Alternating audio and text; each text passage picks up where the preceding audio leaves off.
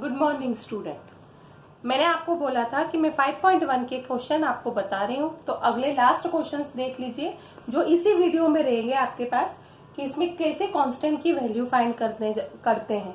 फिर उसके बाद मैं आपको बताऊंगी कि डेरिवेटिव होता क्या है।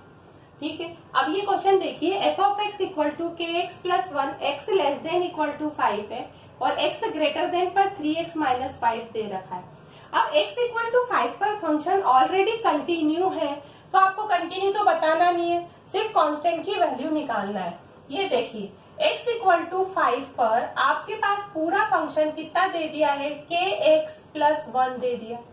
अब x की वैल्यू 5 रखा तो ये हो गया 5k प्लस 1 का फॉर्म, इक्वेशन फर्स्ट बन गई है। सेकेंड कैटेगरी में देखो, आपने लिखा है x ग्रेटर देन 5 पर फंक्शन दे रखा है 3x माइनस 5। ठीक है, मतलब ये हो गया है लिमिट एक्सटेंडिंग टू 5 प्लस पर फंक्शन 3x माइनस 5 दे दिया है।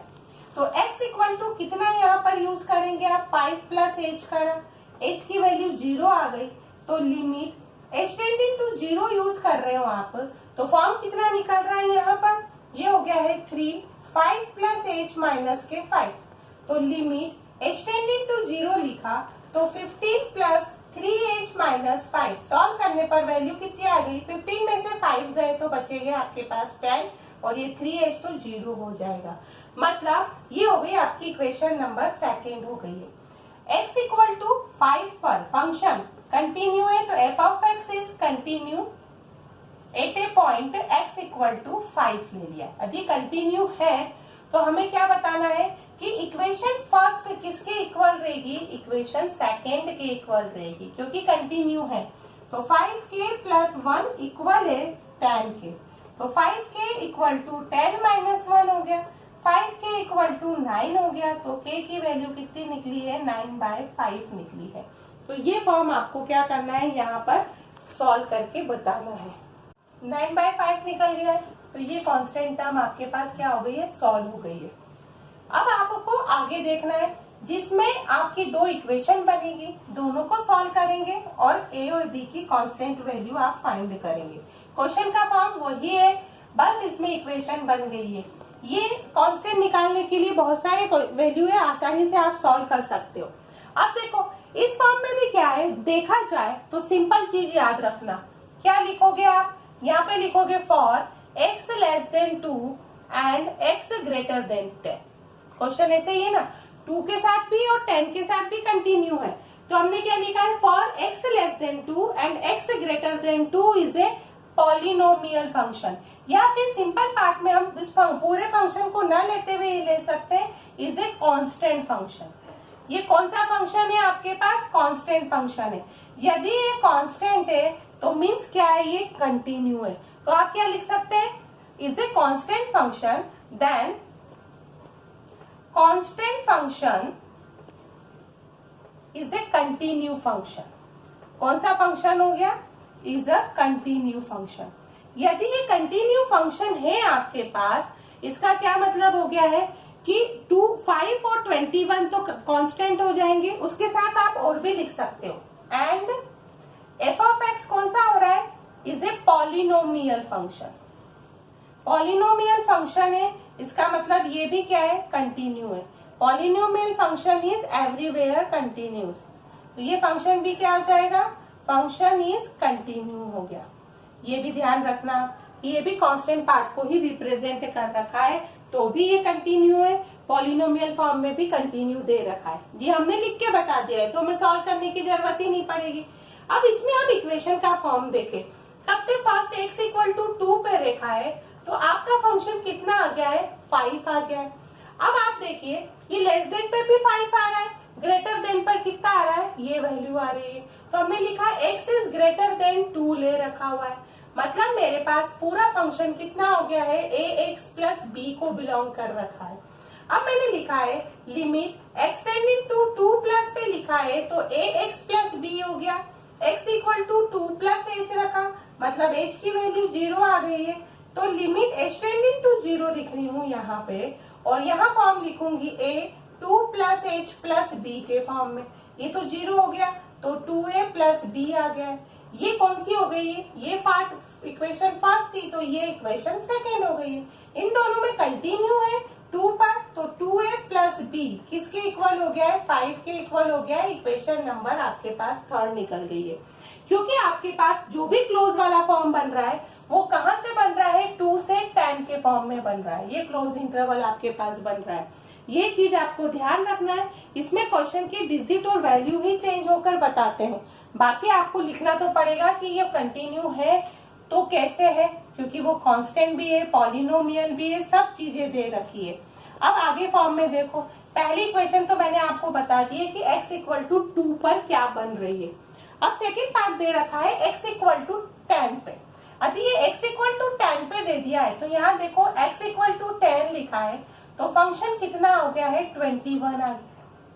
ठीक है, अब ग्रेटर देन में भी 21 ही आएगा, पर लेस देन में देखो x इज लेस देन 10 लिखा है, तो मेरे पास फंक्शन कितना हो गया है, ax प्लस b हो गया है।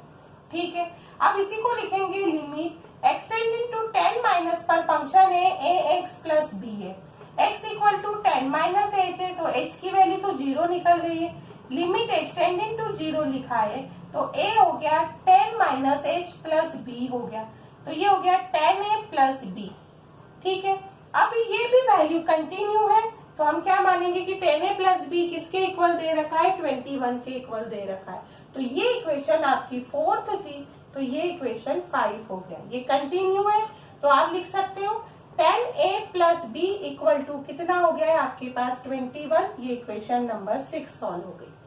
अब आपको थर्ड और 6 को सॉल्व करके किसकी वैल्यू फाइंड करनी है, a और b की वैल्यू फाइंड करनी है।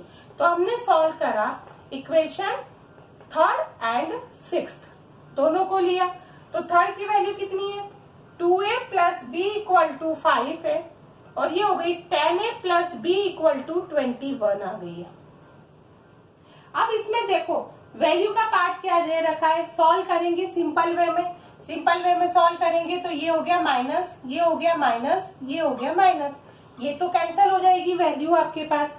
अब 2 में से 10 जाता है तो माइनस का 8a बचता है, 21 में से 5 गया तो कितना बचेगा आपके पास, माइनस का 16 बचेगा। तो a इक्वल टू हो गया माइनस 16 बाय माइनस 8, तो a की वैल्यू कितनी निकल गई है, 2 निकल गई है। अच्छे से ध्यान रखना, ये क्वेश्चन में दो फॉर्म है, 2 भी दे रखा है और 10 भी दे रखा है। 2 से हमारे पास एक इक्वेशन निकली थी 2a plus b equal to 5, और आपके पास 10 से निकली है ये वाली फॉर्म। कौन से निकली है, 10a plus b equal to 21। इसको आपने सॉल्व करा तो a की वैल्यू कितनी निकल गई है आपके पास, 2 निकल गई है। अब चाहे तो आप इक्वेशन फर्स्ट में रखें, चाहो तो इक्वेशन सेकंड में रखो, बात कुछ भी नहीं है, मतलब इसमें रखो, चाहे आप इक्वेशन नंबर 6 में रखोगे। अब मैं इक्वेशन नंबर थर्ड पे ही रख रही हूँ। ये कितना आ रहा है, 2a plus b equal to 5 आ रहा था, a की वैल्यू कितनी निकली, 2, 2 into 2 plus b equal to कितना निकल गया, 5, 4 प्लस b इक्वल टू 5 निकला है, b इक्वल टू 5 माइनस 4 निकला है, b की वैल्यू कितनी निकलेगी, 1 निकलेगी। अब एनसीईआरटी में एक ये क्वेश्चन दे रखा है जो कि आपके पास इस टाइप से इक्वेशन सॉल्व करके वैल्यू निकालना है। यदि आप आगे देखा जाए तो और भी ऐसे कुछ m और n के फॉर्म में दे दिया, c और d के फॉर्म में दे दिया, पर निकालना आपको क्या है, कांस्टेंट की ही वैल्यू फाइंड करनी है। क्योंकि कंटिन्यू होता है तभी हम फॉर्म में क्या करते हैं, इक्वल की कैटेगरी को यूज करते हैं। अब हम अगला क्वेश्चन सॉल्व करेंगे। आप देखिए नेक्स्ट क्वेश्चन, क्वेश्चन 2 एक साथ ले रखे हैं। Show that the function defined by F of X equal to mod of cos X is continue function. ये आपको पहला प्रूव करना है। सेकंड क्वेश्चन में आपको बताना है कि कौन से पॉइंट पर वो डिसकंटिन्यू दे रखा हुआ है। तो फर्स्ट तो हम ये वाला सॉल्व कर रहे हैं कि सोल्यूशन में हमने क्या यूज कर रखा है कि F of X equal to दे रखा है मॉड ऑफ कॉस एक्स। अब आपको पता है कि कोसाइन फंक्शन क्या होता है, कंटिन्यू फंक्शन होता है। उसके बाद आप मॉड में भी देखा जाए तो भी वो कंटिन्यू फंक्शन को रिप्रेजेंट करता है। तो ये दोनों चीजें एक साथ दे रखी है, तो हम एज्यूम क्या कर रहे हैं, हमने एज्यूम किया है लेट जी ऑफ एक्स, मतलब दो फंक्शन साथ में, एक तो कोसाइन वाला भी साथ में दे, मतलब कोसाइन वाला भी साथ में है और एक मॉड वाली कैटेगरी भी दे रखी है। तो जी ऑफ एक्स को हमने क्या एज्यूम किया है, कॉस एक्स की कैटेगरी को रिप्रेजेंट कर रखा है। एंड एच ऑफ एक्स को हम रिप्रेजेंट कर रहे हैं मॉड ऑफ एक्स। ठीक है, दो फॉर्म दे दिए, एक मॉड के फॉर्म में भी दे दिया और एक वैल्यू किस में दे रही, कोसाइन फॉर्म में भी दे रखी है। तो हम क्या लिखेंगे now, G of X. G of X कौन सा फंक्शन है, एक कोसाइन फंक्शन है, इज अ कोसाइन फंक्शन। यदि ये आपके पास कोसाइन फंक्शन दे दिया है तो आप इसको कैसे यूज करेंगे, कोसाइन फंक्शन का फॉर्म क्या यूज किया जाता है। तो यदि हम यहाँ पर कोसाइन का फॉर्म यूज कर रहे हैं तो हम ऑलरेडी बोल रहे हैं कि फंक्शन क्या है, कंटिन्यू पार्ट को ही रिप्रेजेंट कर रखा है। तो क्या लिखेंगे, ऑफ अ कोसाइन फंक्शन। कौन सा फंक्शन हो गया, ये कोसाइन फंक्शन है। तो कोसाइन फंक्शन क्या होता है, कंटिन्यू होता है। तो हम लिखेंगे सो क्या लिखेंगे, F is a continue function. Okay, इसके अंदर तो कोसाइन फंक्शन क्या होता है, कंटिन्यू होता है। तो हमने लिख दिया है कि कोसाइन फंक्शन कंटिन्यू है। इसी टाइप से एच ऑफ एक्स को लिखा है तो वो किसके इक्वल है, मॉड ऑफ एक्स के इक्वल दे रखा है। यदि ये मॉड ऑफ दे रखा है तो इसका मतलब क्या हो गया है कि इसकी जो एब्सोल्यूट वैल्यू रहती है वो क्या रहेगी, कांस्टेंट की पार्ट को, मतलब वैल्यू आप क्या रिप्रेजेंट कर रहे थे, यहाँ पर आप सिंपल फॉर्म में लिखोगे एब्सोल्यूट वैल्यू। एब्सोल्यूट वैल्यू क्या हो गई है, मॉड के फॉर्म को रिप्रेजेंट करती है। एब्सोल्यूट वैल्यू फंक्शंस दे रखा है यहाँ पे, तो ये लिखा है एब्सोल्यूट वैल्यू फंक्शन। यदि ये फंक्शन है तो ये भी क्या हो जाएगा, कंटिन्यू हो जाएगा। So it is a continue function. ये भी कौन सा फंक्शन हो गया, एक कंटिन्यू फंक्शन को रिप्रेजेंट कर रखा है। इस टाइप की क्वेश्चन में सिर्फ आपको लैंग्वेज ही लिख के बतानी है।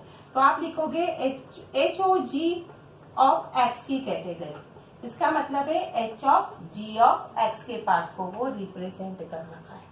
अब ये बताओ कि एच तो आपके पास दे रखा है, जी ऑफ एक्स की वैल्यू कितनी दे रखी है, कॉस एक्स दे दिए। ठीक है, अब एच के प्लेस पर आप इस वैल्यू को पुट करोगे तो आपका फॉर्म क्या हो गया, मॉड ऑफ एक्स को रिप्रेजेंट करेगा, मॉड ऑफ कॉस एक्स को रिप्रेजेंट कर रखेगा। तो ये फंक्शन क्या हो गया है, कंटिन्यू पार्ट को रिप्रेजेंट कर रखा है। सिर्फ इसमें आपको सॉल्व करते वक्त वैल्यू याद रखना है कि F of x mod of cos x है, जी ऑफ एक्स कॉस एक्स है, H of x mod of cos x है।